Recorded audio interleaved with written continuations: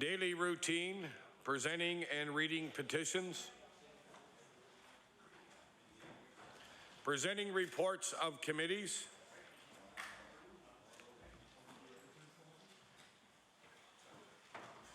Tabling reports, regulations, and other papers. Statements by ministers.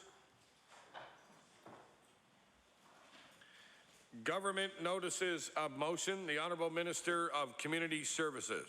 Mr. Speaker, I'm going to read this resolution on behalf of the Premier, if I may.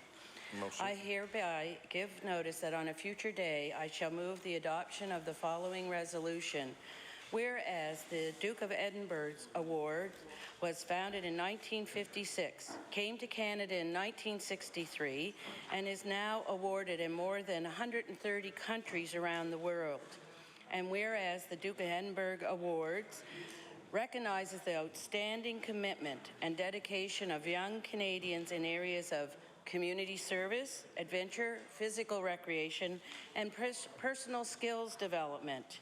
And whereas the award is sometimes presented honorarily to adults who exemplify leadership and who make significant contributions to their communities and country.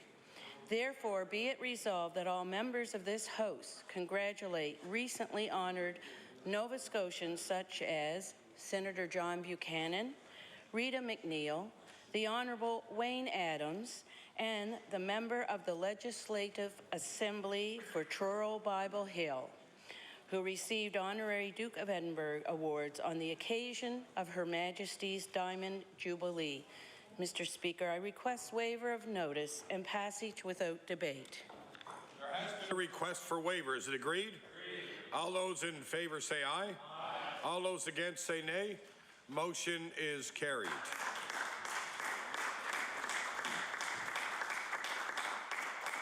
The Honourable Minister of Education. Thank you very much, Mr. Speaker. I'm reading this on behalf of the Minister of Health and Wellness. I hereby give notice that on a future day I shall move the adoption of the following resolution. Whereas, as many as 135 Nova Scotians are waiting for an organ transplant that will save their lives, and a single donor can provide life-saving organs to as many as 8 people and life-enhancing tissue, and 8 people and life-enhancing tissue as many as 40 people, and whereas nearly 536,000 Nova Scotians are registered organ and tissue donors, which is the highest number of donors in all of Canada. And whereas April 22nd to 28th is National National Organ and Tissue Donation Awareness Week, with events being held across the country and in legislatures like this one that are lit green to spread awareness about organ and tissue donation. Therefore, be it resolved that all members of this House recognize April the 22nd to 28th as National Organ and Tissue Donation Awareness Week in Nova Scotia.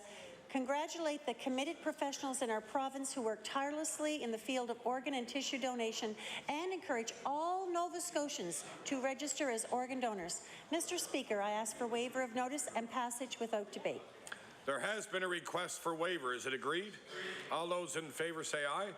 All those against say nay. Motion is carried.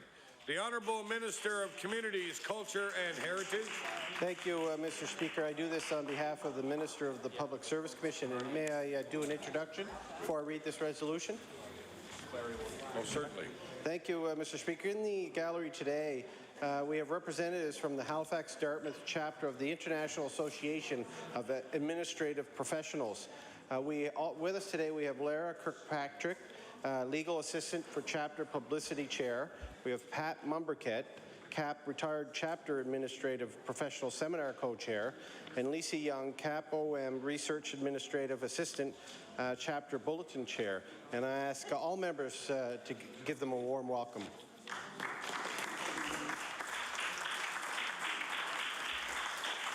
We welcome all our guests to the gallery and hope that they enjoy this afternoon's proceedings. I will now recognize the Honourable Minister of Communities, Culture and Heritage. Thank you, Mr. Speaker. I hereby give notice that on a future day I shall move the adoption of the following resolution. Whereas administrative professionals play an essential role in coordinating the office operations of businesses, government, educational institutions, and other organizations, and whereas Administrative Professional Week is acknowledged annually in workplaces around the world to recognize the important contributions of administrative staff, and is sponsored by the International Association of Administrative Professionals.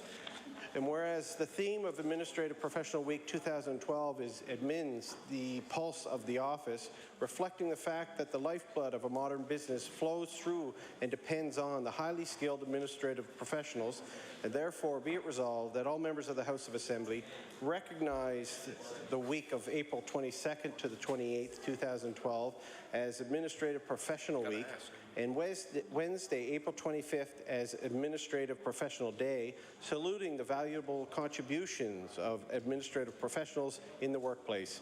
Mr. Speaker, I request a waiver of notice and passage without debate.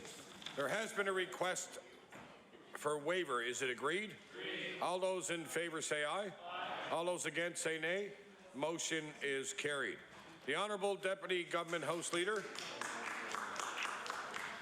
Thank you very much, Mr. Speaker. Mr. Speaker, I request that we revert back to tabling of reports. The motion is to revert back in the order paper to tabling of reports, regulations, and other papers. All those in favour say aye. Aye. All those against say nay. Motion is carried. I will now recognize the Honourable Minister of Health and Wellness. Thank you very much, Mr. Speaker, and I want to thank my colleagues here for their agreement to revert back on our agenda. And with your permission, Mr. Speaker, I'd like to make an introduction, if I could, before I table this report. Mr. Speaker, it's my great pleasure to draw the attention to the East Gallery this afternoon to introduce the members of the Mental Health and Addictions Advisory Committee to all members of this legislature. And I would ask the members to stand as I introduce them. I would begin with the co-chairs of the advisory committee, Dr. Michael Unger and Joyce McDonald, who chaired this committee. Michael, as people are aware, is an internationally recognized expert in the area of resilience in young people, and teaches at the School of Social Work. And Joyce is a psychiatric nurse, the former executive director of the Mental Health Association in the Truro area.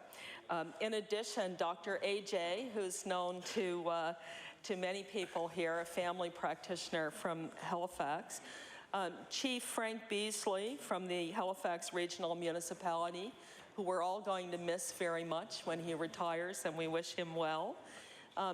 Andy Cox, a mental health advocate at the IWK, who I also believe sits on the Mental Health Commission of Canada, if I'm not mistaken. Paul D'Entremont, founding member of Rousseau Santé, and a member of the Acadian and Francophone community, very knowledgeable of those communities. Daphne Hutt McLeod, the director of Eskasoni Mental Health Services. Lana McLean, a social worker who works with youth and families and is very familiar with the African Nova Scotian community. Cecilia McRae, president of the Schizophrenic Society of Nova Scotia and caregiver of a family member with schizophrenia. Kathleen Thompson, the mother of a young woman who has been battling an eating disorder for a number of years. And Catherine Thurston, child psychologist, formerly in the Cumberland District Health Authority and very knowledgeable in that area. I hope I haven't missed anyone. I also see members of the Nova Scotia Health Research Foundation here. So I want to thank this fine group. I know everybody here will want to do this. These folks worked as volunteers, put in many, many, many hours developing their report. And would members please extend a welcome and a thank you to them.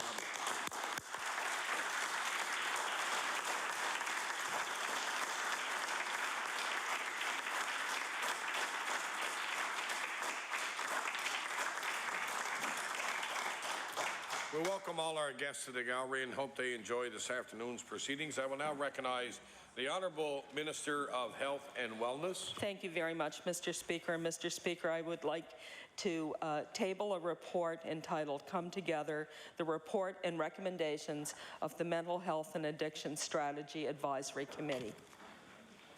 The report is tabled. Introduction of bills. The Honourable Minister of Justice. Thank you, Mr. Speaker. Mr. Speaker, I beg leave to introduce an act to amend Chapter 9 of the Act of 2002, the Interpretation Support Order Act.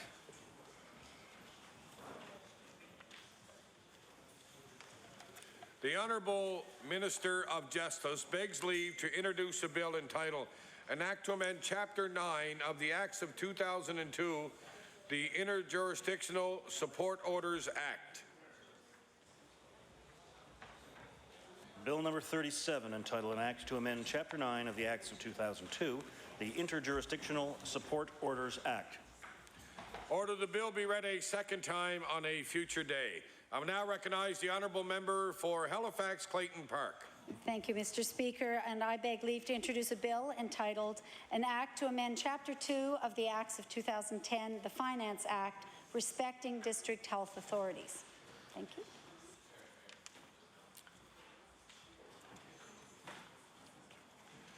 The Honourable Member for Halifax Clayton Park begs leave to introduce a bill entitled An Act to Amend Chapter 2 of the Acts of 2010, the Finance Act, respecting district health authorities.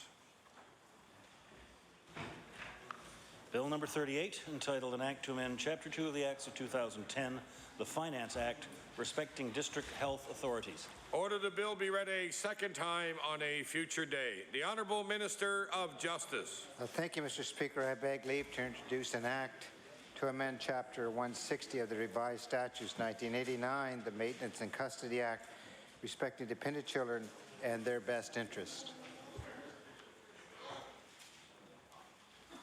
The Honourable Minister of Justice begs leave to introduce a bill entitled An Act to Amend Chapter 160 of the Revised Statute 1989, the Maintenance and Custody Act, respecting dependent children and their best interests. Bill number 39, entitled An Act to Amend Chapter 160 of the Revised Statutes 1989, the Maintenance and Custody Act respecting dependent children and their best interests. Order the bill be read a second time on a future day. The honourable member for Dartmouth East. Thank you, Mr. Speaker. I beg leave to introduce a bill entitled An Act to Amend Chapter 246 of the Revised Statutes 1989, the Labour Standards Code.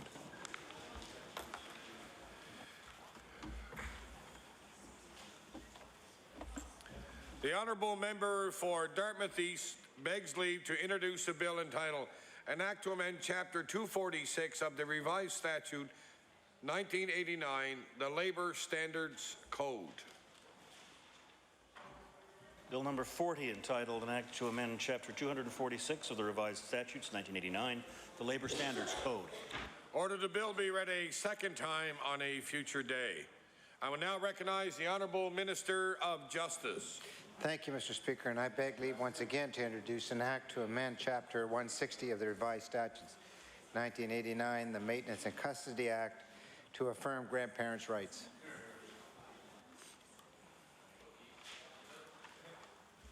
The Honourable Minister of Justice begs leave to introduce a bill entitled An Act to Amend Chapter 160 of the Revised Statute 1989, the Maintenance and Custody Act, to affirm grandparents' rights. Bill number 41, entitled An Act to Amend Chapter 160 of the Revised Statutes 1989, the Maintenance and Custody Act, to affirm grandparents' rights. Order the bill be read a second time on a future day. Notices of motion. The honourable member for Dartmouth East. Thank you, Mr. Speaker. Mr. Speaker, I hereby give notice that on a future day I shall move the adoption of the following resolution. Whereas that after 170 years, the Shubenacadie Canal and Waterway continues to play an important role in the development and growth of Nova Scotia. And whereas the construction of the Shubenacadie Canal created a permanent cross-provincial link between urban and rural communities joining Halifax Harbour to the Bay of Fundy and aiding in the construction of communities like Halifax, Dartmouth, Waverley and Maitland. And whereas construction of the historic Shubenacadie Canal began on this day 170 years ago and is now recognized as a National Engineering Historic Site. Therefore, be it resolved that members of the House of Assembly acknowledge the significance of today's anniversary of the start of construction for the Shubenacadie Canal and Waterway and recognize the importance of the waterway in Nova Scotia's industrial and recreational heritage. Mr. Speaker, I ask for waiver of notice and passage without debate. There has been a request for waiver. Is it agreed? All those in favour say aye. All those against say nay. Motion is carried. The Honourable Leader of the Progressive Conservative Party. Thank you, Mr. Speaker. I hereby give notice that on a future day I shall move the adoption of the following resolution. Whereas Sunday was Earth Day, the largest and most celebrated environmental event worldwide. And whereas people from one end of this province to the other observed Earth Day by organizing cleanups, planting trees and vegetable gardens, and holding mass celebrations to honor and remind us how beautiful and important our environment is. And whereas Earth Day is a time to reflect on the successes we've had in making our world a greener place and encourages us to remember that there is still a great deal to accomplish for future generations. Therefore, be it resolved that all members of this House thank those who participated in Earth Day events across the province and let them serve as a reminder that we must do everything we can to protect this beautiful province. Mr. Speaker, I request waiver of notice and passage without debate. There has been a request for waiver. Is it agreed? All those in favour say aye. All those against say nay. Motion is carried. The Honourable Member for Lunenburg. Thank you, Mr. Speaker. I hereby give notice that on a future day I shall move the adoption of the following resolution. Whereas Canada's Got Talent is a nationwide televised talent show produced by City TV that showcases talented Canadians from across the country, giving them an opportunity to win fame and national recognition. And whereas the Ernst family of Lunenburg County has long been recognized locally for their musical talents, with Ernst family members Greg, John, Peter, Joshua, Elijah, comprising the a cappella singing group named One Blood. And whereas One Blood auditioned for Canada's Got Talent and made it to the semifinals of the competition, with the most recent appearance on April 15, 2012, which has them vying for the top spot. Therefore, be it resolved that this House of Assembly congratulate the Ernst family and their musical group One Blood for qualifying for the semifinals of Canada's Got Talent and for sharing their gift of song with the rest of the country. Mr. Speaker, I request waiver of notice and passage without debate. There has been a request for waiver. Is it agreed? Agreed. All those in favor say aye. Aye. All those against say nay. Motion is carried. The honourable member for Bedford Birch Cove. Mr. Speaker, I hereby give notice that on a future day I should move the adoption of the following resolution.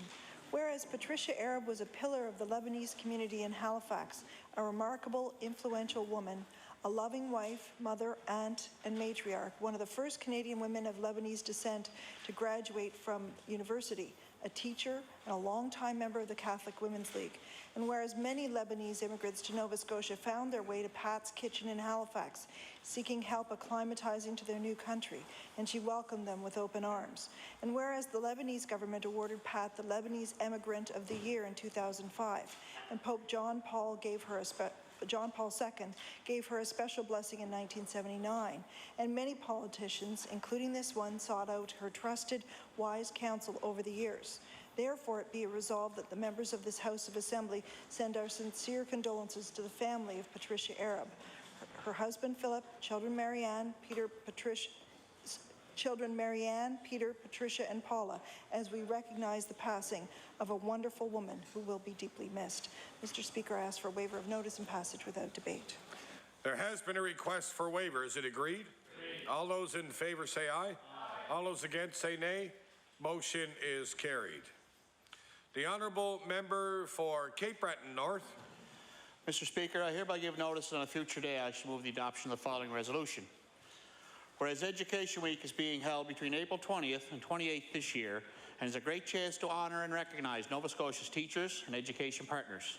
And whereas Education Week has been celebrated since 1935, and is a cooperative effort of the Nova Scotia Teachers Union, the Nova Scotia School Boards Association, Nova Scotia Federation of Home and School Associations, La Fédération de Parents Acadiens de Nouvelle-Écosse, the Association of Nova Scotia Educational Administrators, and the Department of Education.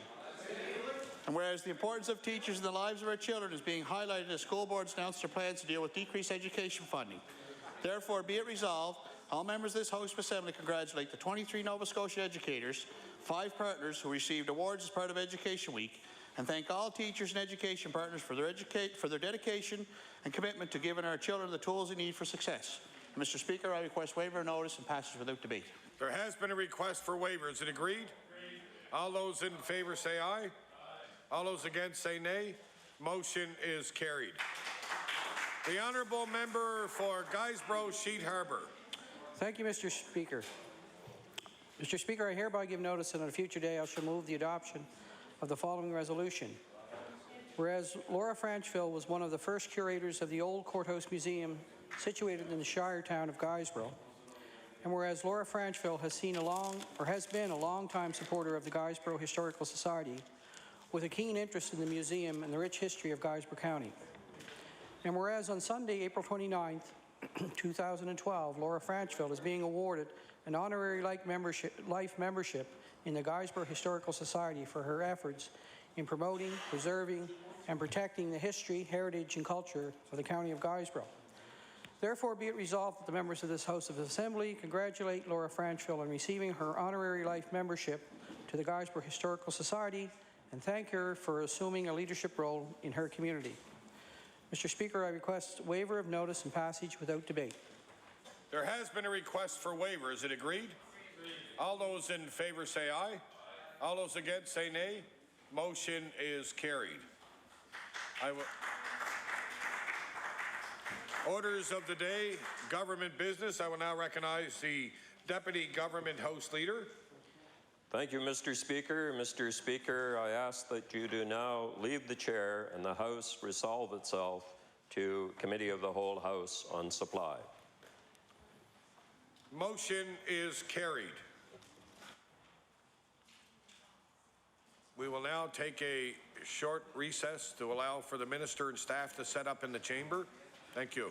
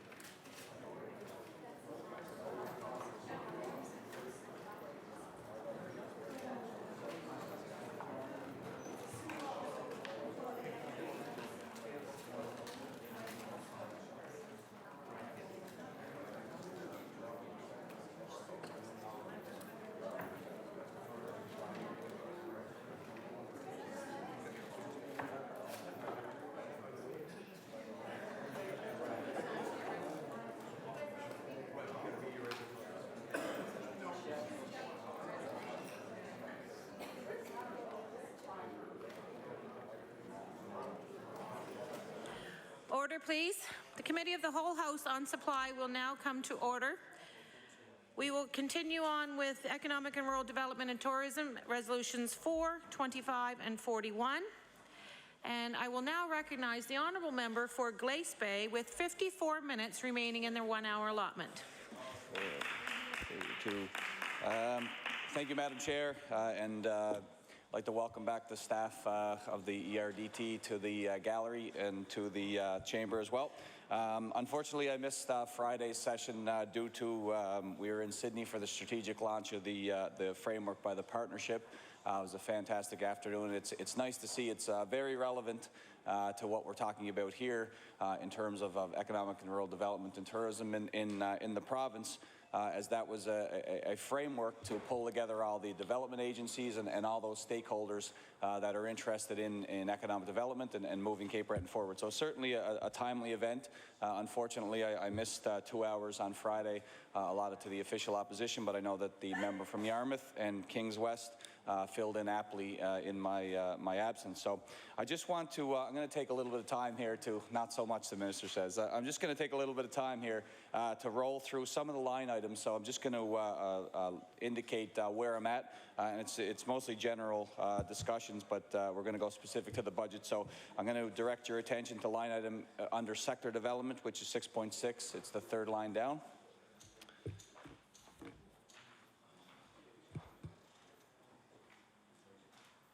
And obviously, when we're talking about productivity and innovation, sector development is a critical piece of the puzzle, because obviously developing sectors is what it's all about, whether it's exports, whether it's specific industries.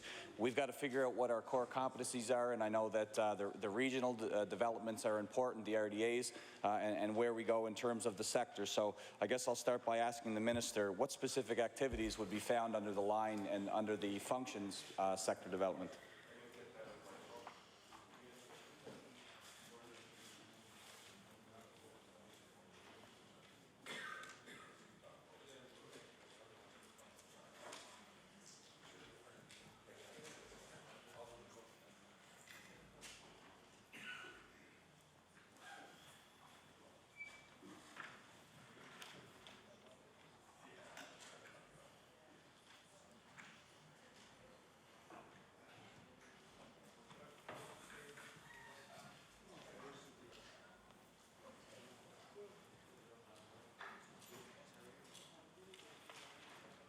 I recognize the Honourable Minister of Economic and Rural Development and Tourism.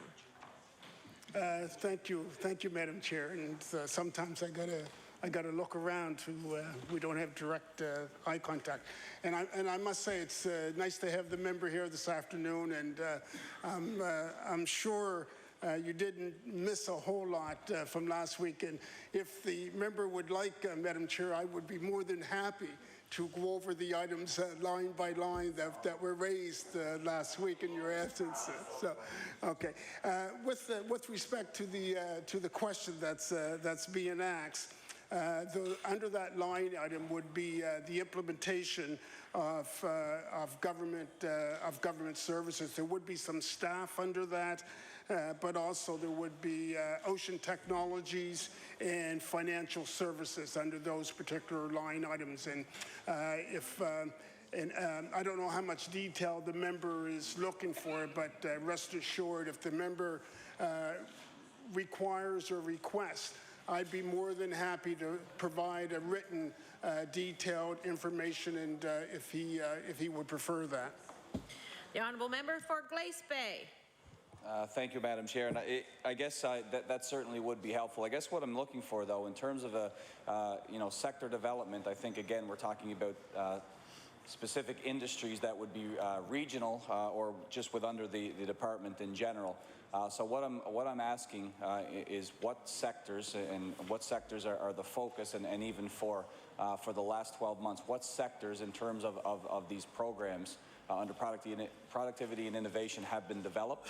So what are the new areas that we're looking for? And again, we spend a lot of time as a department. The department focuses on export, whether it be aquaculture, agriculture, forestry, and the like. So I guess what I'm asking for with this investment under sector development, what exactly are the sectors, and connected to that, I can see by looking at the budget line that estimate over estimate, this line item was reduced by $1 million.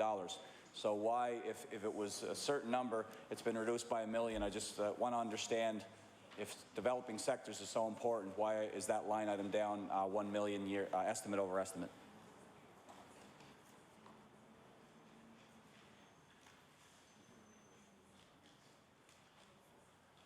The Honourable Minister of Economic and Rural Development and Tourism. Thank you, Madam Chair. And my first response is with respect to the sectors, is that some of this is linked to the ship starts here contract, and ships isn't just about welding and putting hulls together. There's a lot of information technology that goes into that. So it's the ocean technology which is linked to the ships. We also have financial services. That's another one of the sector, and that's mostly through NSBI. And as the member may well be aware, is that what we've done in Nova Scotia is that we've been very, very able to grow the financial services industry here in the province of Nova Scotia. So it's ICT, information technology, ocean technology, and financial services. Also, when you look at the change in the number, is that there's been, what we've gone through at ERDT is we've gone through a reorganization.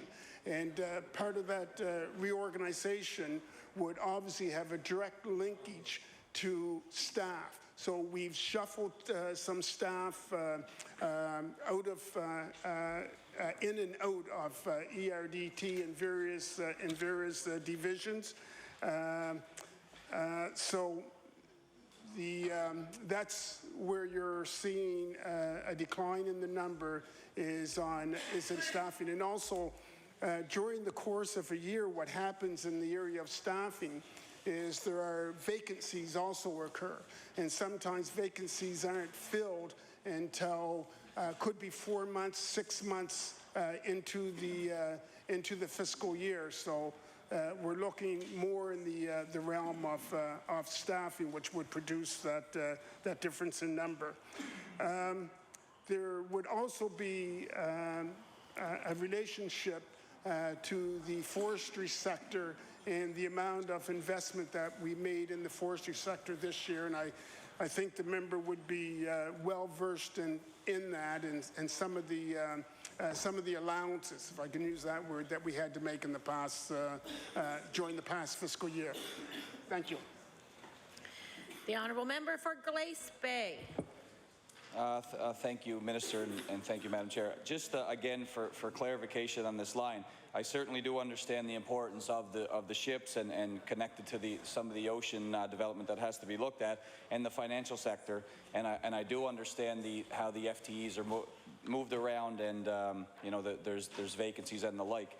I'm just looking for a bit of clarity if that's the case, and they are certainly three of the more important sectors, and if they're the ones that are to be developed, then that's you know, that's understandable. So I guess my question is, staff notwithstanding, why do we move from $2.5 million to $1 million in estimate over estimate if that's the case? Good question. The Honourable Minister of Economic and Rural Development and Tourism. Thank you, Madam Chair. Madam Chair, and also I think I mentioned the forestry sector, and what would have happened certainly last year is that as we proceeded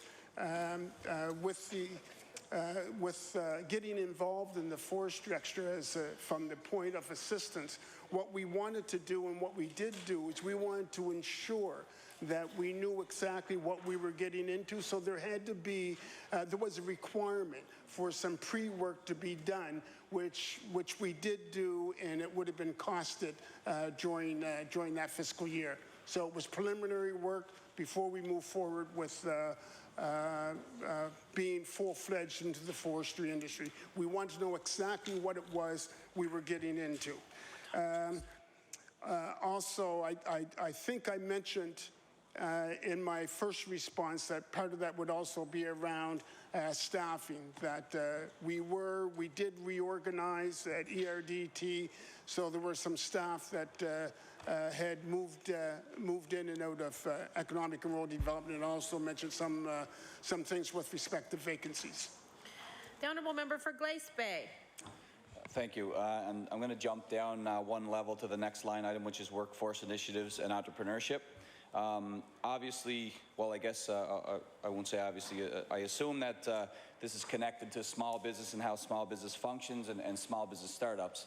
As we know, easily 90% of our economy is small to medium-sized enterprises. So obviously a very important sector of the economy. And we talk about sectors and we talk about growth. This is where we kind of have to focus. So, and just looking at the budget line here, we go from approximately $18.4 million to just under 14. So that's a $4.4 million increase. $4.4 million decrease.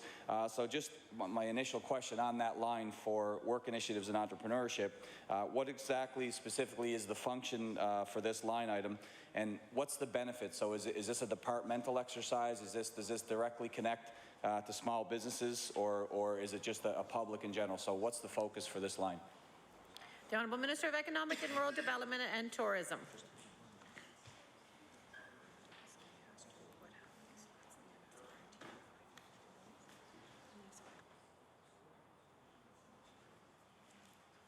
The Honourable Minister of Economic and Rural Development and Tourism. Thank you, Madam Chair. What we do, certainly with the reorganization, we had to move some things. As we know that last year was our first year for the complete year of our Jobs Here strategy. We've done and had to include some things such as strategic co-op education. There was youth development. There was the PIP. There was the graduate placement program. So those are the types of things that we would that would have allowed for that. I think it was close to $5 million variance in that budget line. So we do. Because of the reorg of economic and rural development and tourism, to meet the demands and to meet the changing times, we did some significant things within our department that certainly had a direct impact on our budget and on line items. And notwithstanding, and I reiterate again, would have been those things also associated to FTEs. We also had the NSRIT, which was also transferred from another division. So there were lots of things during the year as we were ramping up and as we were implementing the Jobs Here strategy, and that we had to do, which we found necessary to move some things in and some things out.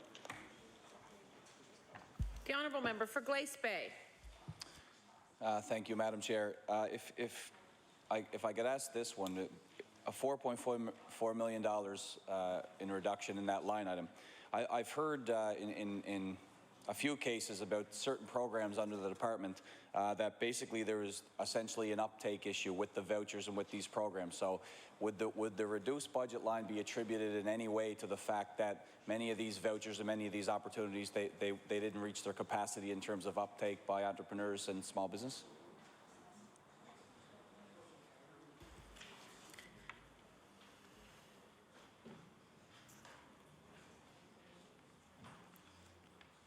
The Honourable Minister of Economic and Rural Development and Tourism.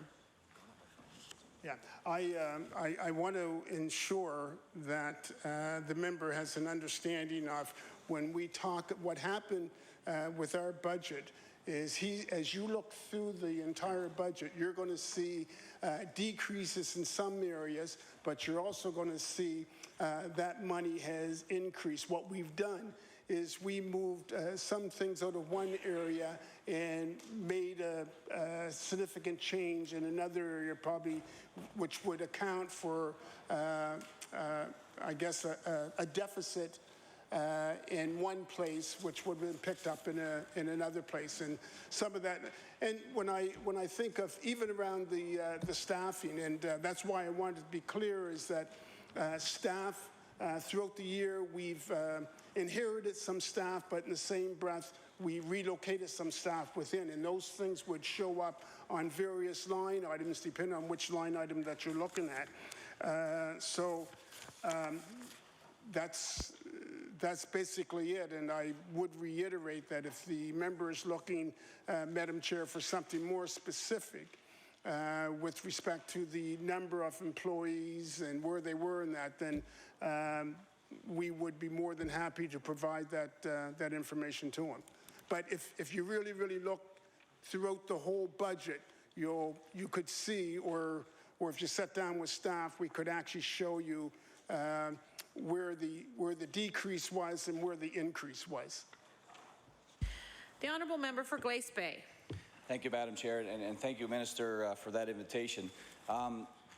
When you go through the budget lines, it's very clear what was adjusted from one area to the next based on the estimate number. So one estimate number matches in another line item in another department or under another category. It's very clear. Support services, financial services, those types of things were moved from different envelopes under this budget. So that's very clear. I certainly understand that things are moved around and adjusted and accordingly. But my question, my specific question, you in your initial reply to the opening question on this line was about the vouchers, the PIP and the like. So what I'm asking, and again, some of the feedback I received was that when you set these items, these line items for these productivity vouchers and the like, there's a certain budget, and obviously that budget is based on a certain amount of uptake. So what I'm asking is, were there issues with uptake, or was there not a maximized uptake in these vouchers to provide this decreased funding for this line item? So there's a certain amount of vouchers budgeted for. Was the uptake 100%? Was it 90%? What happened in terms of those vouchers that were offered by the department?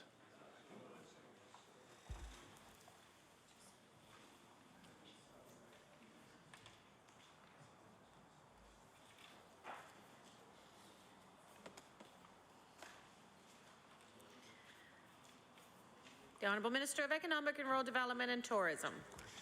Yeah, thank you, Madam Chair. Under the Jobs Here, and because of the success of the Jobs Here strategy, what we found was that the voucher program was oversubscribed. Is that we looked for and put in an extra 500 for the voucher. For the voucher program. So in other words, that was fully subscribed to. The Jobs Here initiative, I think initially we put in a number not knowing what the uptake was going to be, and much to our surprise and much to our pleasure, and I think probably to the benefit of all Nova Scotians, it was fully subscribed to, and we felt that the demand was such that we wanted to add. Well, we did. We added another 500 to that portion of our line item, and we suspect that as we go through and continue now with the Jobs Here strategy, that our uptake on that, I trust, is only going to increase. And I think one of the things that I've noticed from the results, when we talk about measurables and we talk about the results, is that when I look at the advertisement, the positive advertisement we got from that initiative, I think it was well subscribed to, and it merited an additional injection of cash on our part. So that would also be part of that uptake. The Honourable Member for Glace Bay.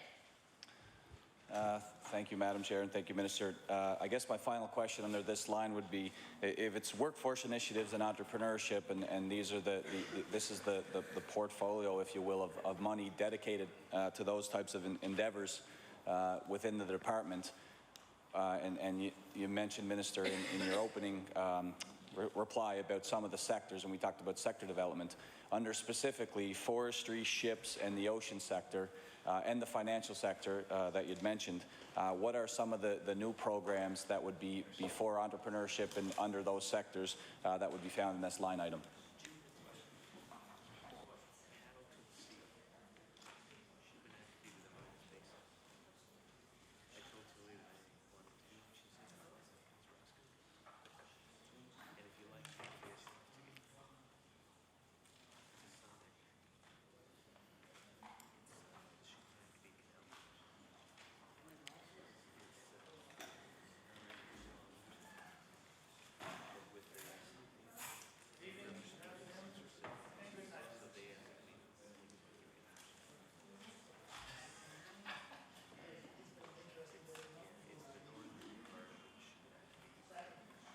The Honourable Minister of Economic and Rural Development and Tourism. Thank you, Madam Chair. And some of the new initiatives that we did here, and I don't want to overlook our heavy involvement and in partnership with Labour and Advanced Education, because one of the things that when we were strategizing about the jobs here and how we were going to do that, we certainly envisioned the role that Labour and Advanced Education was going to play in this, and we've seen this we've seen them as a partner. But certainly, one of the initiatives that we've seen significant, that was new, we've seen significant growth in, was PIP, the Productivity Investment Program in the workplace. That program was very successful, and it proved to be more successful than we had originally anticipated. We also had the new graduate student program, which we offer incentive for new graduates to stay here in Nova Scotia and to be employed in Nova Scotia. We expanded the co-op program. We doubled the number of graduates through the number of students through the co-op program that would be made available under this program. We had the Student Career Skills Development Initiative, which again, in partnership with LAE, Labour and Advanced Education, another initiative that we've strengthened, that we've utilized, and again, we had great uptake in those initiatives. So those are the new initiatives that we have under the Jobs Here strategy, and it's part of our goal is around the investment in human resource and investment in people. And the other day when we talked about, very briefly about oat migration, this is another strategy that will assist us in stemming the tide of oat migration in the province of Nova Scotia. So we have to keep our trained employees here. Something else that we did, and I don't think I mentioned it the other day, but it's the increased enhancement of the online portal. And we've enhanced that, so we now promote the one-stop shopping. So we've made some great strides in that portal, and also in training. Online training now is, again, in partnership with Labour and Advanced Education, is a bigger part of what we do as opposed to years gone by. We also, this past fiscal year, we did sector studies that I don't think they were done, certainly not to the degree that we've done them, and that helps us determine, as the province of Nova Scotia with ERDT, where we want to go in the future. It also enabled us to determine where we had been, so that we could look at what was done in the past, and in some cases, and in many cases, what wasn't done in the past, so that we could move the province forward on a more productive path as we move into the future. The Honourable Member for Glace Bay. Thank you, Madam Chair. I'd like to move now down the page to the next category, which is tourism, 6.6. And this is certainly one of the very important topics that's near and dear to all of us in the province, but certainly in Cape Breton, because we see it as one of the key economic pillars for our future and certainly for our survival. Again, I mentioned the strategic framework that took place on Friday. And during the Premier's comments, he made the statement that Cape Breton is the most beautiful place in Nova Scotia, and that obviously got a roaring applause from the audience because we happen to believe that that's the case. And the Minister of Education says the Valley, and that's a beautiful place too. But we happen to favor Cape Breton. So, and of course this is with the Cabot Trail and the beaches and the golf opportunities, the history, the culture, the museums.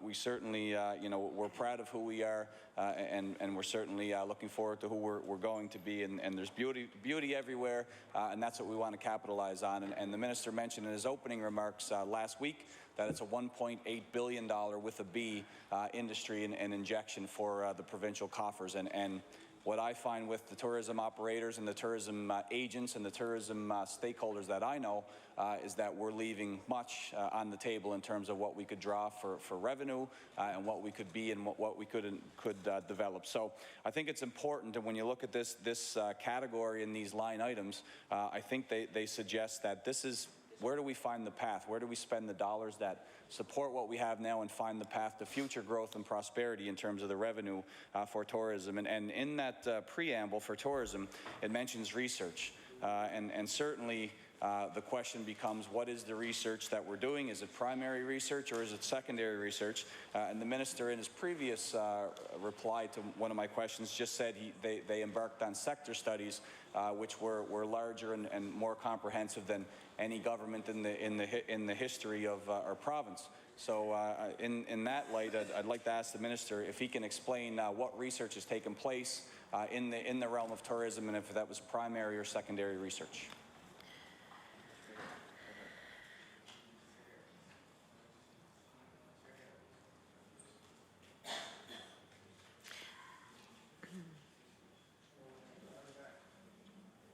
The Honourable Minister of Economic and Rural Development and Tourism. Thank you, Madam Chair. And one of the things I've already said, and the member is accurate, that tourism is certainly near and dear to my heart as well.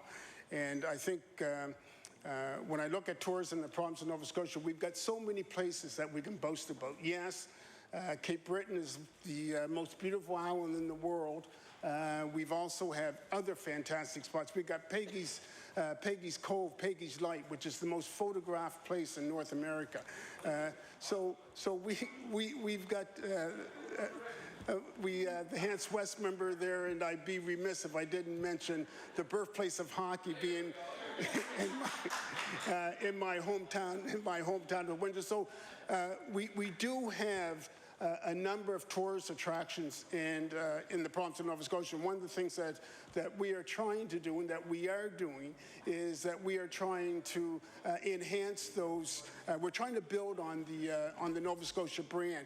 When it comes to research, Madam Chair, we do research in a number of different ways.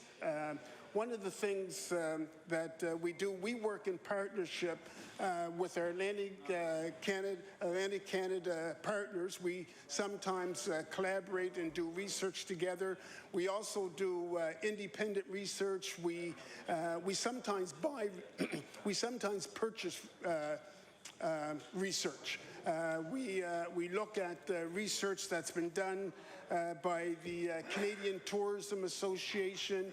So all those avenues that are out there when it comes to research, Madam Chair, we take advantage of, but we do believe strongly in partnerships, and that's one way that we see to strengthening our brand. For Cape Breton, and I mentioned last week, and I hope I get this number right again, it's we dedicate on a yearly basis $179,000 to Destination Cape Breton. We work with them. We are at the table, and I know I mentioned to one of the members from the third party that I will be going to Cape Breton again on the end of the month, house permitting. Be going up there for a few days. Heading for Celtic will be my focus, but I'll be there for a few days, meeting with individuals that I've already met with over the last couple of years, well, at least since I've been minister, to always explore. And one of the things that we do in tourism, when the member asks about research, and it's fair for me to say, is that we find in tourism that the research is ongoing. We are always looking at ways to enhance the Nova Scotia brand. We're always looking at ways to evaluate what we are doing in the area of tourism, how we can make it better. Even in the evaluation of what it is that we do, to some degree, one could classify that as research, because that's information that we can gather, that we can build on, and it helps us to make decisions about the future. So there are, and I trust I've answered the question when it comes to research, there are a number of ways that we do it, and we have a lot of partners, a lot of stakeholders, and we're always looking at more ways to enhance that Nova Scotia brand. Thank you. The honourable member for Glace Bay. Madam Chair, and I want to turn the attention to the line item under tourism, which is tourism development, which is the second line under that budget item. And I guess for me, it comes down to this. It is tourism development, and what your decisions are with that amount of money in the neighborhood of $25.5 million, what decisions you make. And primary research being the information you find on your own versus secondary research, which is the information that you purchase or otherwise attain from various sources. So they're the questions that I'm asking just with respect to where we find our information on decisions that we make about how we fund Destination Cape Breton, about the impact of the Yarmouth Ferry, about the kind of things we do with the signature resorts, those types of things. So that's the question. And I've always sort of broken it down into three facets for tourism, one being the infrastructure. So if we're talking about the operators and those facilities that we have, the various types of infrastructure across the province, signature resorts being one of those envelopes. What's our support in that way? The marketing, obviously, which we'll get into a little bit in detail, but what is our message and what is our branding behind the tourism package that we have? And of course, the tourism, the business environment for tourism operators. What's the tax look like? What's the red tape look like? Those types of things. So that's sort of how I classify this conversation with that $25 million. What's our priorities and how are we going to spend it? So I guess my question for the minister with respect to that, what are the functions under the tourism development envelope? And is it specifically, is it an infrastructure focus? Is it a marketing focus? Or are we talking about the agencies such as Destination Cape Breton and the like? So what's the focus and what is the functions under that item?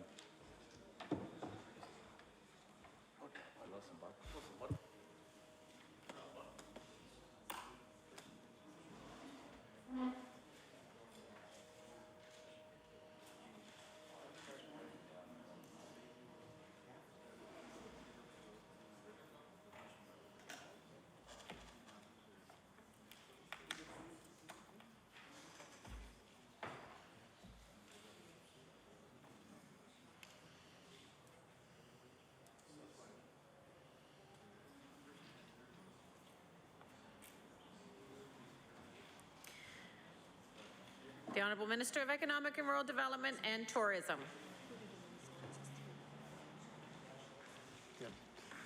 Thank you, Madam Chair. When it comes to the investments that we make, and I think one investment, and I want to say, and I say this very respectfully, because I think on Friday we talked to some degree about this, and one of the things is around the signature resorts. Is we seen fit to make an investment over the next 2 years in the signature resorts, the 3 signature resorts that we had. And I believe that's in the area, well, not in the area, that number's $3.1 million for the 3 resorts. One of the things that we realized in our research that we recognize that the signature resorts were at risk to our brand. And one of the last things we want to do is damage the brand. In particular, when I think of Celtic Lodge and how important Celtic is to that particular region in Cape Breton. And with now, we didn't want Celtic Lodge to be having to lower their price, lose some of their classification, which would mean that they would be more competitive with those on the ground in that immediate area. We didn't see that as certainly in the best interests of Cape Breton. We didn't see that in the best interest of Nova Scotia. And as we all know, is that one of the things that happens is, since times have changed, is that I can reach millions of people now with one click of the button. And now with a computer, the last thing we wanted was having the Nova Scotia brand damaged by way of computers. And when things go viral, they get around pretty quick. So also we have $1.8 million with respect to what we call program development. That's also available here. And again, that's staying with that Nova Scotia brand, enhancing it, and it all leads to, what all this leads to is about development and about growth. This past year, one of the things that we recognize, and with the tourism numbers, is we were able to stay pretty well on the same, with the same numbers that we had last year. And now we're not satisfied with that, but we thought in these economic times and the way things were going globally, we've seen some increases in the European, United Kingdom, Germany. We've seen some increase in those numbers. We've seen some decrease in some numbers regionally, but some of those decreases were offset by increases in other regions. So we see an ongoing effort on our part when it comes to that development end of things, and which will hopefully translate into growth. And it's not about just holding our own, but we want to do better than that. We want to improve our Nova Scotia as a tourism destination. And we think we got off to a pretty decent start in 2012. And certainly the Titanic events would have been a bit of a boost to tourism, and we tried to recognize that as a very respectful event, and certainly we didn't push that. That was more pushed by international media, and we tried to make that right balance because of a tragic event. That we didn't want people to misinterpret this as a tourist attraction. The Honourable Member for Glace Bay. Thank you, Minister, and thank you, Madam Chair. In the interest of time, I'm just going to ask if the Minister and the staff would turn to page 6.7, which is the investment and trade category. And if you look at these numbers, certainly of the $187 million that we will spend as a department, certainly a significant amount. Just under $100 million under this investment in trade, and that's, as we know, that's taxpayers' dollars. So we obviously want to make sure that we look at these things very closely and understand where they come from, and ensure that they're being spent wisely on behalf of the people who put us here. So just looking at this division, it looks like it's getting an increase of a little bit better than 118% estimate to estimate, so that would be $45 million to $98 million.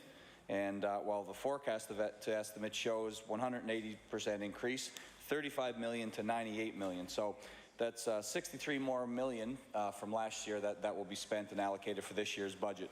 So if you total what's forecast for this year, the total investment, which is the investment line plus the NS Jobs Fund, 16.1 points plus 16.5 is about 32.6. So last year's investment line, if my memory serves me correct, for the budget, there was just one line and it was under investment. That was 42 million. So 32.6 spent this year, 42 spent last year, or allocated last year. So we underspent in this particular line by 9.4 million. So when you take the investment line for the estimate and you add that to the jobs fund, we're in the ballpark of about 91.3 million in spending between those two programs. So that certainly is the largest with investment in the jobs fund, the former IEF, certainly a large portion under investment in trade. So can I ask the minister to start off, what is the staff salary component of that 91 million versus the other spending under those two line items, investment and jobs fund?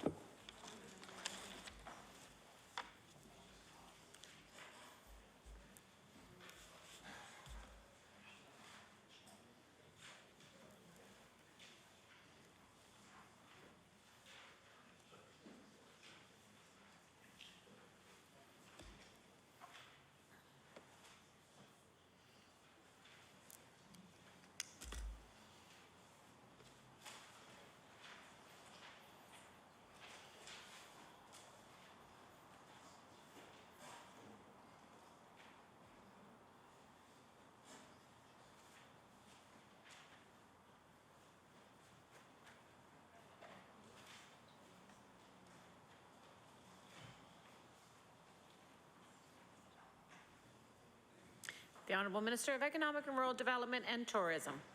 Thank you, Madam Chair. Madam Chair, the question about the staff salaries, the figure is $3,523,000, and when you bring up staff salaries, I truly would be remiss if I didn't say how confident I am in the staff at ERDT, and that's the investment in trade people as well. That we've grown that division, and and I should be touching wood. We've recruited some very good people in that division. I would probably say I will say that the staff at ERDT are the best in all the Public Service Commission. So when I look at the amount of money, I would also, and I don't know if the right word would be caution, but I would say that when we compare year to year, we do estimate to estimate, that we think that that's the fair way to do it. So our comparison is with respect to estimates to estimates. The member also mentioned an increase, mentioned the Nova Scotia Jobs Fund and the total amount of money that's increased over previous years. And I think it's important that the member know and realize that the reason for that largest increase is, sadly to say, we had some difficulties. Nova Scotia faced some difficulties in the forestry industry this past year. So that would account for such a large increase over previous years.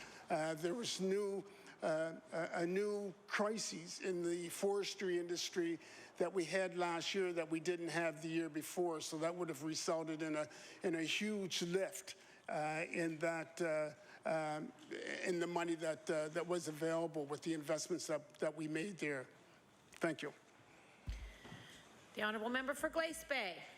Thank you, Madam Chair. And just to the Minister for a note of clarification.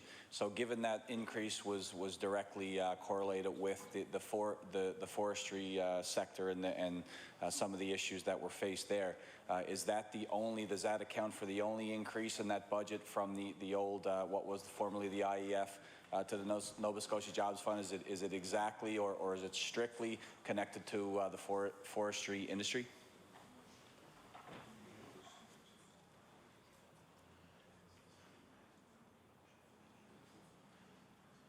The Honourable Minister of Economic and Rural Development and Tourism. Thank you, Madam Chair. And I will say this, is that the well over 75, well over 90% of that would be with respect to the forestry industry.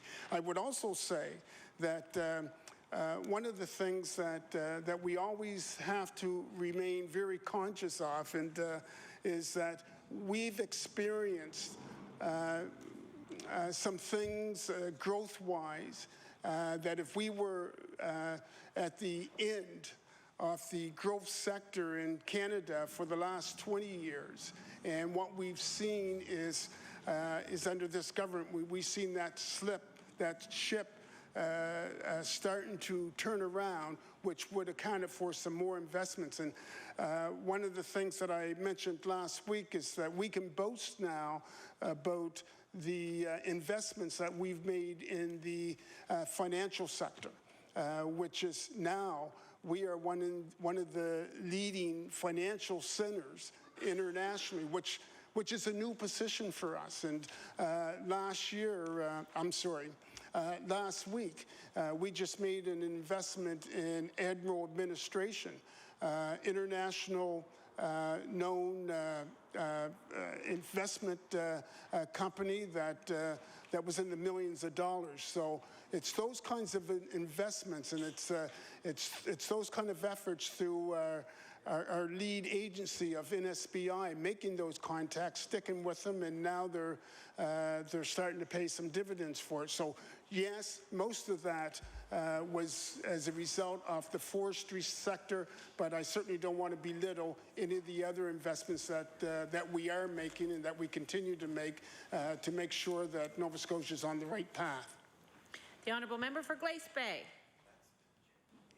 Thank you, and again, just as a clarification, so you mentioned that salary was in the ballpark of $3 million, and I used the number 91 million. So we're talking in the range of $88 million invested for various projects and programs, and it's there's two line items that account for this number, the 88 million, that's investment in jobs fund. So could you just clarify for my purposes, Minister, is the investment line that's in the budget, is that NSBI, and is the NS Jobs Fund line what was the former IEF? Could you explain those two line items and what they were and what account for investment under NSBI and the Jobs Fund as the former IEF?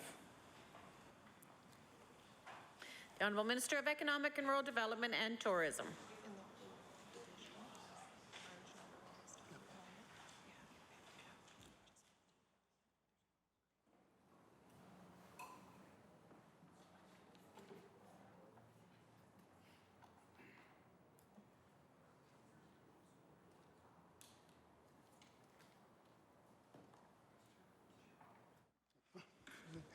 Thank you, Madam Chair. The Nova Scotia Jobs Fund, NSBI is not a part of that. NSBI has its own budget.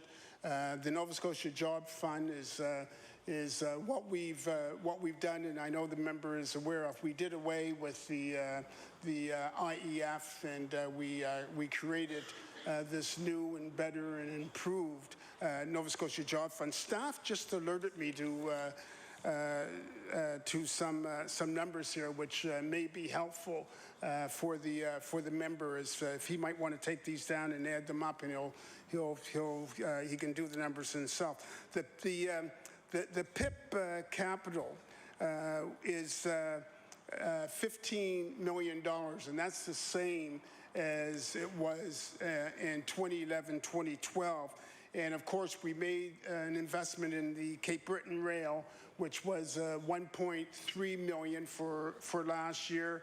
the Nova Scotia Jobs Fund, 46.6 million, in the international strategy, which was 1.5 million. So that would be part of those numbers that the member would be looking for. But, and again, I reiterate that NSBI would be a separate line item in our budget. Thank you. The honourable member for Glace Bay with 3 minutes remaining. Thank you, Madam Chair.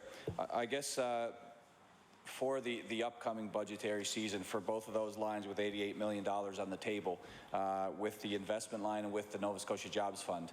And again, I reiterate this, that when you evaluate, obviously there must be a process for evaluating business plans and business cases. Then there's clearly financials, which become arguably the most important part of any proposal and any business plan. Under those would be your human resources costs, which in most cases account for the majority, the lion's share of your costs under any business plan and any business case. So I'd like to ask the minister, has there been job targets and a job range established for this $88 million in spending of public dollars?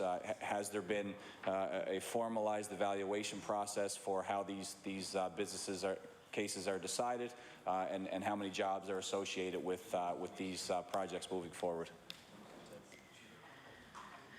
The Honourable Minister of Economic and Rural Development and Tourism.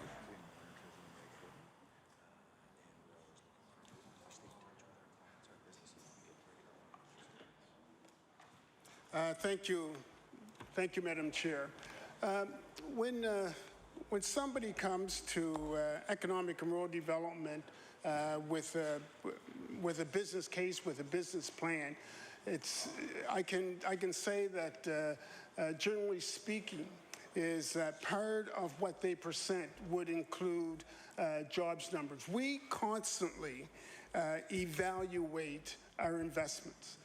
When we are making considerations about investments, we look at what potentially those numbers could be in all respects, not only just with respect to the loan and terms of the loan, but we also want to know how many jobs are going to be created as a result. When you know, we always get into this discussion about targets, and my philosophy has been is that the true measurement on what we do are about the results of what it is that we've done. And that's been proven with in the past year, we now have concrete results of our Jobs Here strategy. We know now of those investments we made under the Jobs Here strategy. We know how many jobs were created. We know how much money was spent to create those jobs. So we are always evaluating, and one of the things is that I've said during question period is that we pride ourselves on not only our willingness but our ability to do the evaluation right from the get. Evaluation starts immediately, and we continue with that evaluation always. And even today, as we speak, we never stop with respect to the evaluation.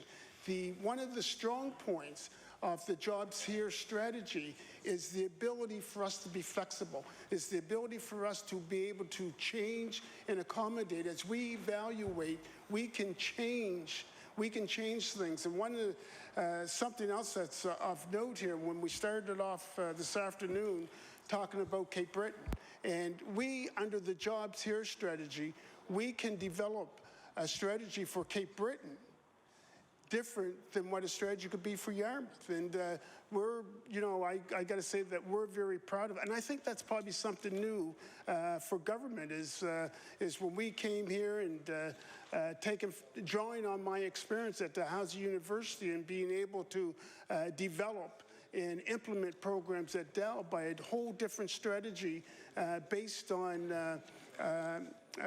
employment strategies.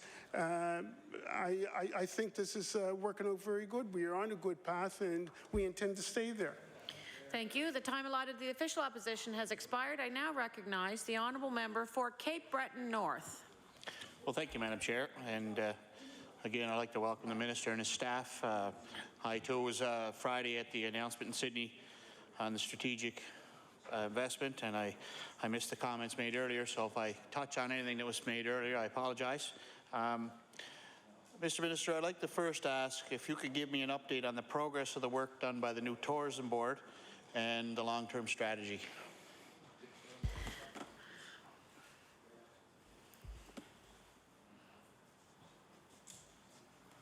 The Honourable Minister of Economic and Rural Development and Tourism. Yeah, thank you, Mr. Chair.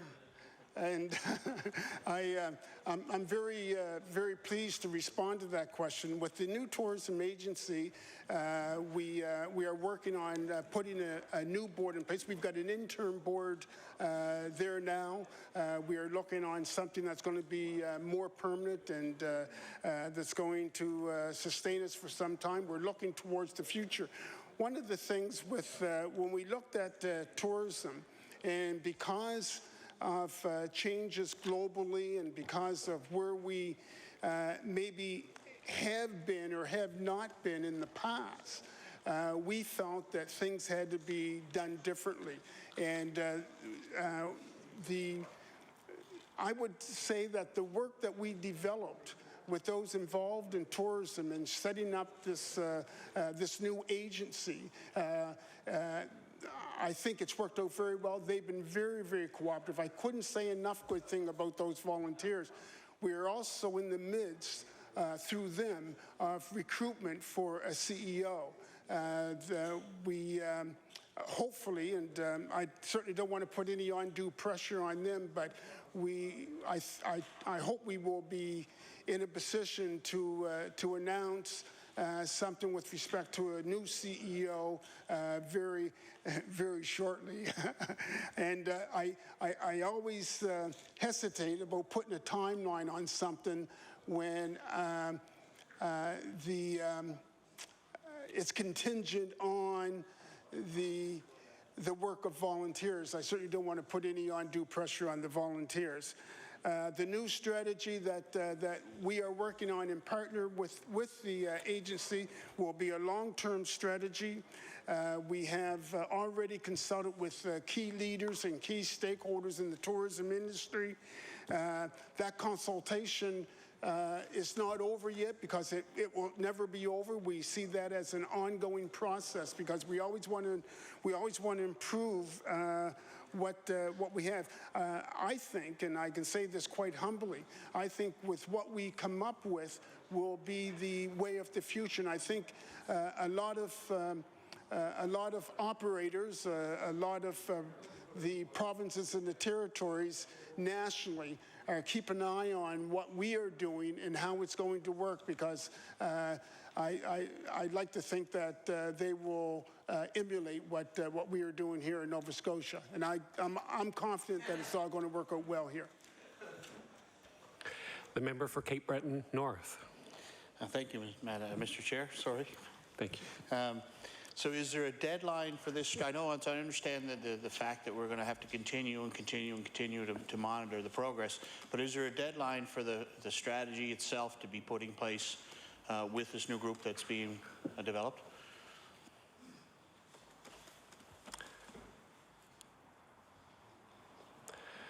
Minister of Economic Development and Tourism. Thank you, Mr. Chair. We're looking at realistically, and I'm going to take a real risk here, and staff may correct me before it's all said and done, but hopefully I'd like to think that we'll be looking at something this fall. You know, by the time we get the agency in place, we get the board in place, we recruit, we have the recruitment of the CEO, we carry out all of these strategies that we got planned for this summer, and I think we all know that that this summer will be, you know, we hope that we're going to have a real good year. We've been off to a real good start in Nova Scotia. And if the weather holds, and with all the events that we've got with the tall ships, the Titanic events are going to go out through the whole summer. We've got the hockey challenge going on in Yarmouth. We've got other things that I'm not in a position to say, but we're always looking for new things, even for this year, that was going to boost those tourism numbers. So I would think that it's probably safe to say that we'll be looking at the fall, and I say that, and somebody from staff may send me a message saying another date. And if that happens, if you don't hear anything contrary in the next couple of minutes, I think we're safe to go with the fall timeline. The member for Cape Breton North. Thank you, Mr. Chair. You mentioned a good start to the tourism campaign. I know this year in Cape Breton, they're going to have the 55-plus Canada Games. Could you give me an indication of how much the department has invested in those games to bring them to Cape Breton to try and stimulate the economy a little bit more there? The Minister of Economic and Rural Development and Tourism. Thank you, Mr. Chair. I can say this to the member opposite, is that there is a request within the department now. Nothing has made it to my desk yet, but I do know that there's a request that's circulating out there somewhere and being evaluated by staff, but there hasn't been a recommendation one way or the other that's come forward to me. The member for Cape Breton North. So without that, we don't know a timeline of how much or when that will be invested in that for now. I take it that's okay. With respect to the 2010-2011 revenues of the tourism industry in Nova Scotia, what were the annual revenues for that year? Can you tell me offhand? The Honourable Minister for Economic and Rural Development and Tourism. Yeah, Madam Chair. Madam Chair, the industry, keep you on your the toes. tourism industry in Nova Scotia is a $1.8 billion industry, and that's in total. That's the figure that we use. The Honourable Member for Cape Breton North. And was that number comparable to the 2009-2010 year, or has it increased or decreased over that time? The Honourable Minister of Economic and Rural Development and Tourism. Yeah, that number, Madam Chair, to the member is comparable to last year. One of the things that when we look at tourism, when I compare numbers this year to last year, this past year to the previous year, I guess, is that there was very little change.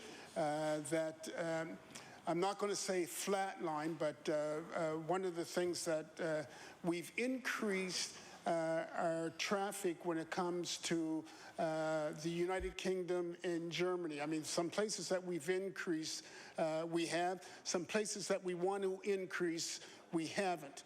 But it's pretty well been a balancing act. It pretty well balances out. This year we had 2 million visitors to Nova Scotia, which is, I'm going to use the word pretty well on par with the previous year.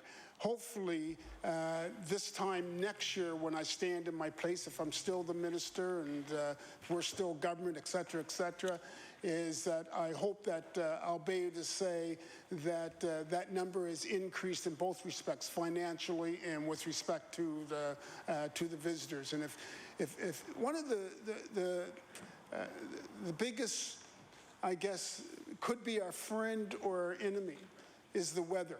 And last year's weather, if we all remember last year's weather, it wasn't the nicest summer for Nova Scotia tourism. And one of the things that we are also looking at is that I mentioned last week, we are looking at, and part of our long-term strategy is to expand the tourism year. We're looking at ways now that we can open up some things in the area of tourism sooner. than they are now, and also keep them open longer. But also, in saying that, the weather plays a very prominent role in that. And I will go back to something that I've already mentioned, and that's with respect to the Titanic. I think 2 weeks ago, around the weekend when we had the ringing of the bells, and then we had the service at the cemetery, there were over, not by my numbers, but the number I read in the newspaper is that there were over 600 people at the Fairview Cemetery when we did the ceremony. And then on Saturday night at the Grand Parade, I mean, it was just overflow. I've never seen traffic like that this time of the year coming into Halifax. I've never seen traffic like this before. And so that was a huge boost. And what we did and what we received out of that is the human interest. This was a very human interest story, and the advertisement and the publicity. I'm doing not a commercial, but I'm doing an interview this weekend with United Kingdom television studio. I did one with, I think they were from Wales, the weekend of the Titanic. All this added exposure, and that gives me the opportunity to say to the world, not only about the role we played in with respect to the Titanic, but also the other things that Nova Scotia has to offer as far as the destination is concerned. So those are the numbers, and hopefully those numbers will grow even more in the years to come. The honourable member for Cape Breton North. Last week, my colleague asked about North Sydney as a gateway designation. I'm just wondering if there's any more conversations with your staff since he asked that question, and where they might be lying, or if there's a possibility that might look to that to receive that designation. The Honourable Minister of Economic and Rural Development and Tourism. Thank you, Madam Chair. And I trust the member will not misinterpret this response. But that was mentioned on Friday. And I can say is that one of the things I said in my response to the member when he mentioned it is when we talk about the gateway, I consider all of Nova Scotia, and I don't consider it in isolation, but I also recall my response was that we will look at that. We will do what makes good sense. And one of the things that we would be looking at, and I think the way the member put it was to get some travelers off the so-called main thoroughfare and get them into some of the local. I think the word might have been some of the local. And you know, we are giving that some thought. I trust I made a commitment, and I will reiterate that commitment, is that we will continue to work with Destination Cape Breton, and that will be something that we will have put on the table. I would like to think that between Destination Cape Breton and with tourism staff, I would like to think that we are a little bit ahead of that. In other words, I would hope that that's already been a topic of discussion around that particular table with our stakeholders in Cape Breton. But we are always looking at new and innovative, that's the word, innovative ways to have our visitors visit as much of those communities that aren't on the Trans-Canada or on the 100 series highways. The honourable member for Cape Breton North. Thank you. The reason I was asking the question about the gateway from Marine Atlantic is North Sydney, or I should say Cape Breton in general, in that area doesn't have what I'd call a proper tourist bureau. We have a small shed with that 2 students go into that the BIDC helps to organize and run. And signage as you get off the ferry directly to North Sydney is probably 2 to 5 kilometers up the highway. So once a person is past that area, they've missed North Sydney, they've missed Sydney Mines, they've missed maybe if a turnoff into Sydney would be easier for them, they could go through, and I guess that's my my direction on that, is if we could have a sign as you come right off the ferry. I know that's TIR, and I've asked and discussed those questions, but I guess I'm saying if there was some signage there and a proper tourist bureau, that would go a long way in promoting the local area as they come off. And I'm just wondering if could be any discussions around that area to see if that might take place in the next year or so.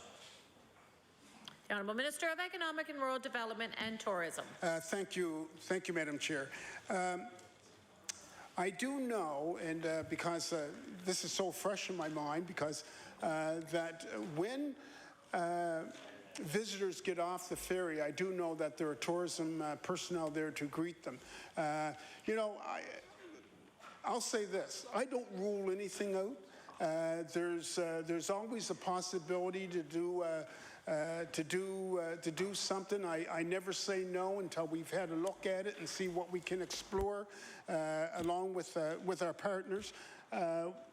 The TIR is that one of the things that I did also commit to that when it comes to signage is that we've worked closely with TIR in the past, as we do all the other departments, and the member is absolutely correct that any type of signage would come under TIR, but we will certainly sit down with them and see what we can do, but we also will be inclusive.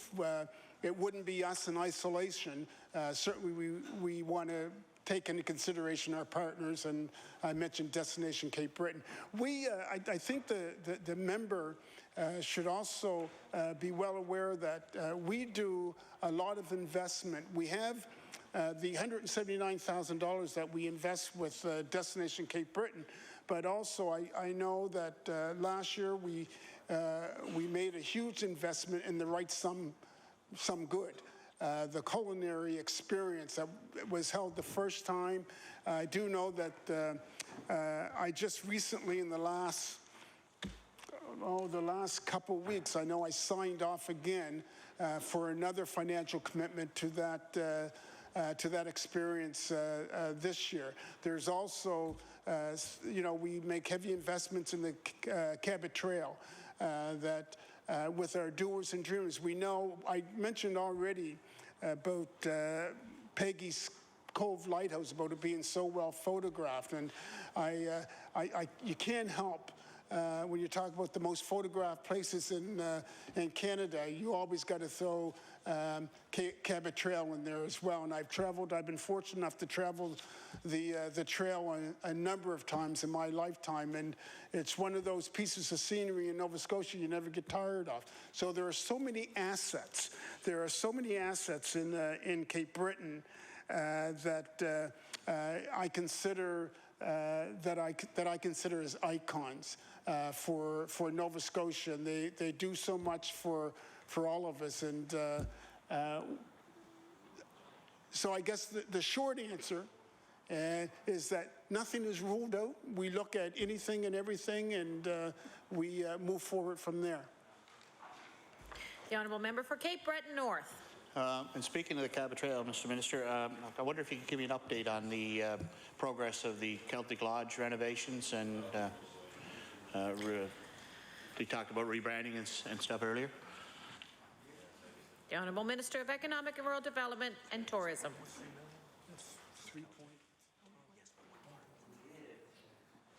Okay. Thank you, Madam Chair.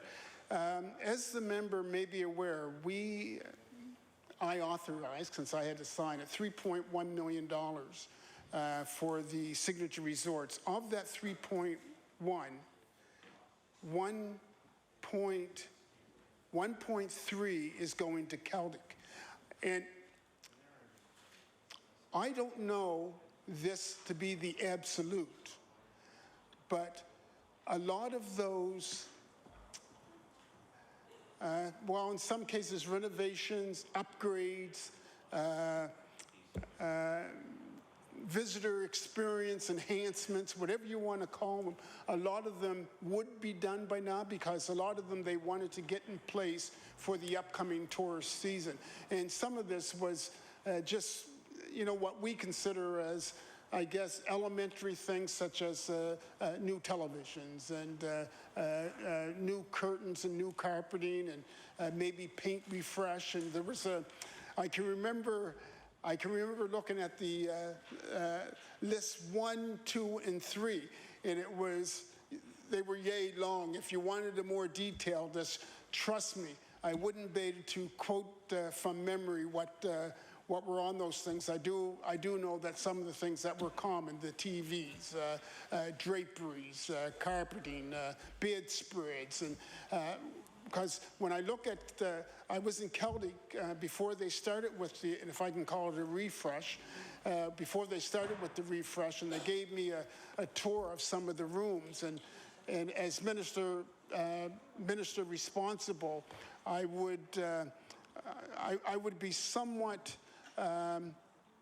hard pressed to boast about this resort as one of our signature resorts with the condition that it was in. So, the honourable member for Cape Breton North.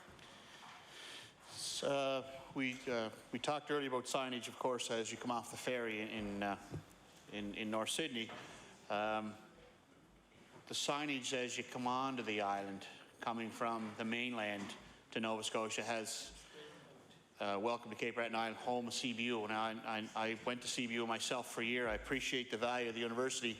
Not probably one of the biggest economic tourist drivers in the area as compared to being the #1 island or Highland Links Golf Course or the Fortress of Lewisburg or any of those other areas that could draw people in there. I was just wondering if there's been any consideration done on upgrading that sign to give us more of an idea of what beauty our island actually holds. The Honourable Minister of Economic and Rural Development and Tourism. Thank you, Madam Chair. For the member, Madam Chair, I made note that that question came up last week as well, and I committed, and I'm more than willing, again, to work with TIR and our partners in Cape Breton to see if we can get some sort of appropriate signage somewheres in a good location that would bring attention to visitors to Cape Breton Island, and that in fact it is the #1 island in the world. So we are willing to see what can be done, and that's and again. What I will do and what I've committed to is working with TIR and all the stakeholders to see what we can come up with. The Honourable Member for Cape Breton North. And thank you, Mr. Minister. I appreciate that, and as will tourist operators in Cape Breton Island. I'm going to change gears a little bit and just go back to the economic development side of it and just some budgetary stuff. And I think I might have had the answers earlier, but I'm not 100% sure. So if you could clarify some of this for me. The department's operating budgets came in at about $10 million under budget this year. Is there an explanation on why that occurred?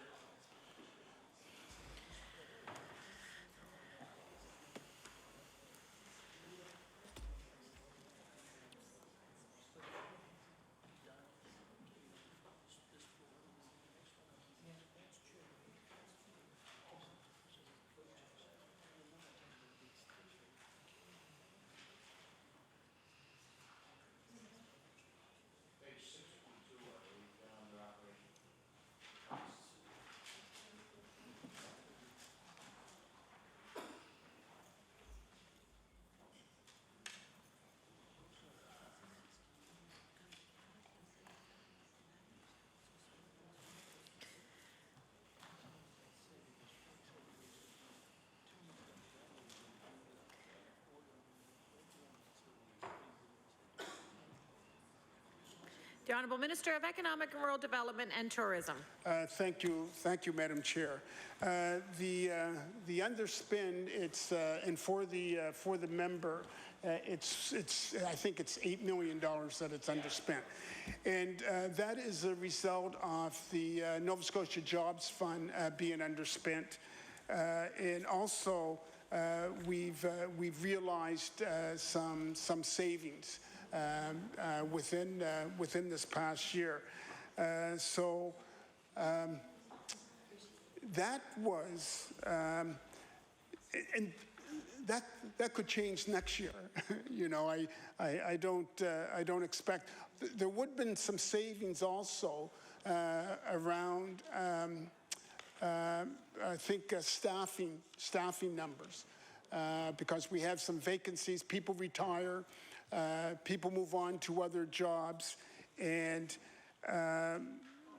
so there would have been some delays there. There would also would have been some delays in some of the projects, delays not on our end, but on the end of other companies, Nova Scotia companies, that would have met that they didn't require, I'm sorry, that they weren't at the stage where they were ready to receive funds from the Nova Scotia Jobs Fund. So those were estimates, and those are the reasons, mainly because of the Nova Scotia Jobs Fund underspent.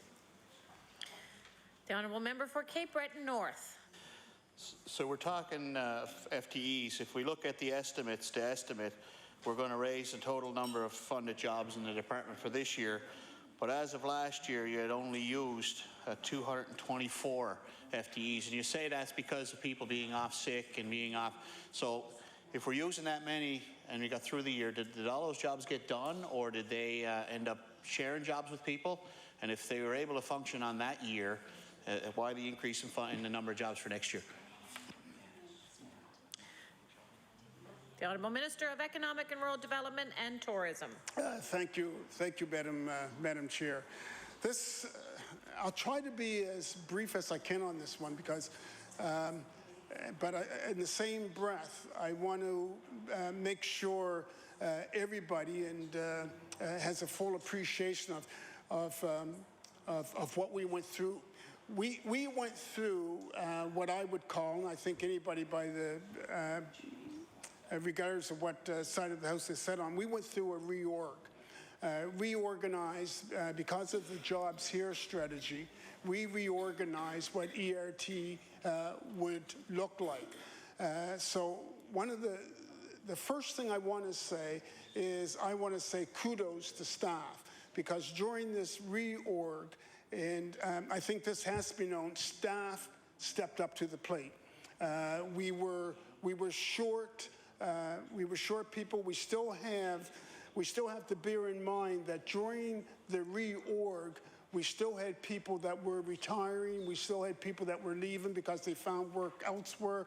We still had vacancies, and people within ERDT as we were going through this reorg, really stepped up to the plate and picked up the slack. The reason that the numbers have changed is around that reorg, and part of that reorg included a change in how we do things under the Jobs Here strategy with respect to NSBI, our investment in trade.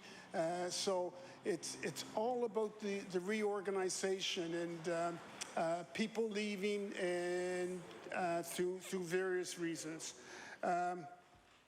We also transferred, I mentioned NSBI, we transferred some individuals into the ERDT from NSBI. We also transferred some individuals in from other departments, agriculture being another one that people came in.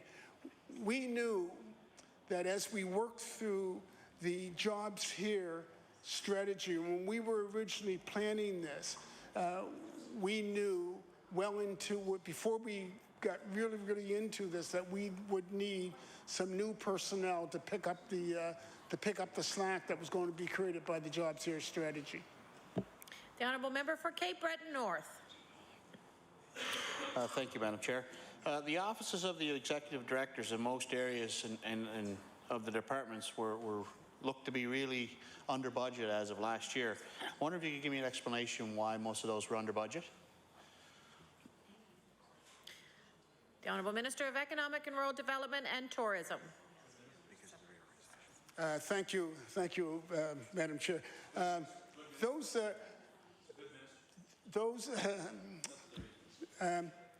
are technically new positions.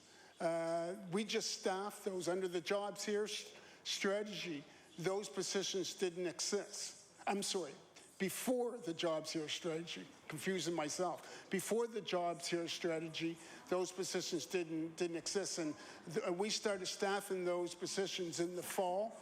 So that's the reason. The Honourable Member for Cape Breton North. So the Office of the Executive Director, Regional Planning and Development had budgeted for $134,000, but only used $12,000. And next year you've jumped from $134,000 to $275,000. That's almost a double in one budget year. Can you explain why to me?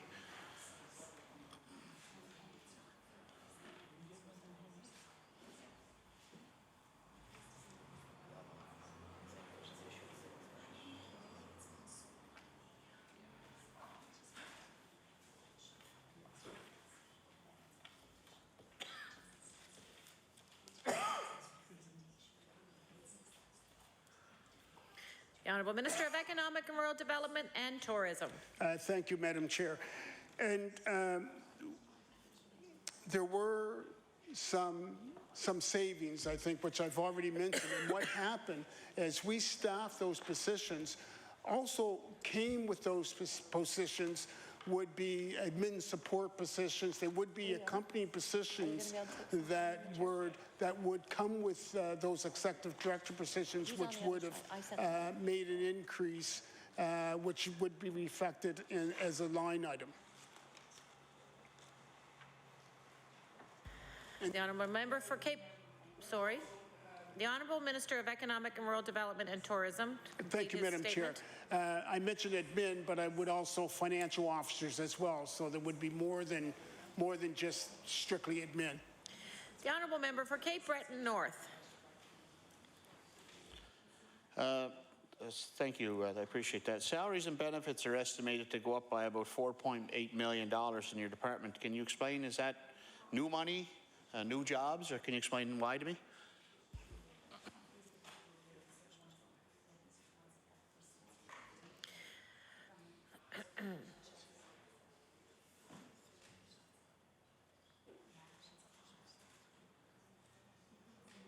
The Honourable Minister of Economic and Rural Development and Tourism.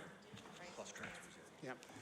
Thank you, Madam Chair. Those would be operating expenses related to the implementation of the Jobs Here strategy, and also included in that would be those those transfers that came in to the ERDT department or division. The Honourable Member for Cape Breton North. There was a 350% increase in the Jobs Here fund. Are there any job targets associated with that increase in the funding?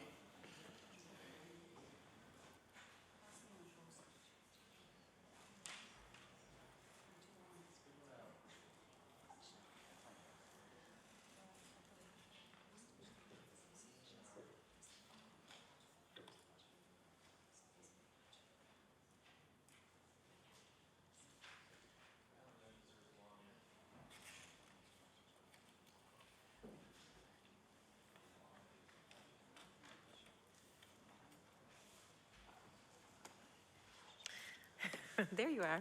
The Honourable Minister of Economic and Rural Development and Tourism.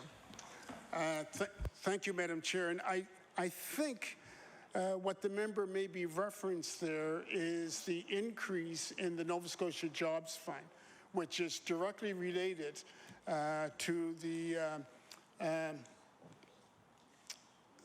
need that the need of investment by Nova Scotians with respect to the forestry industry. When the forestry industry, when Bowater fell on troubled times, and in order for us to save those thousands of jobs, then that's where the biggest amount of the difference is coming, is with respect to the forestry sector. The honourable member for Cape Breton North. On page 6.7, under investment and trade, can you please give me a breakdown of the 1,000% increase in international commerce?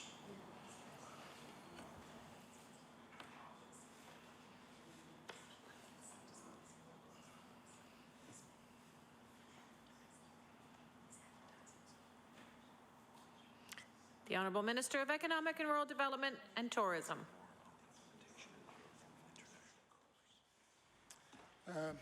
Thank you, Madam Chair.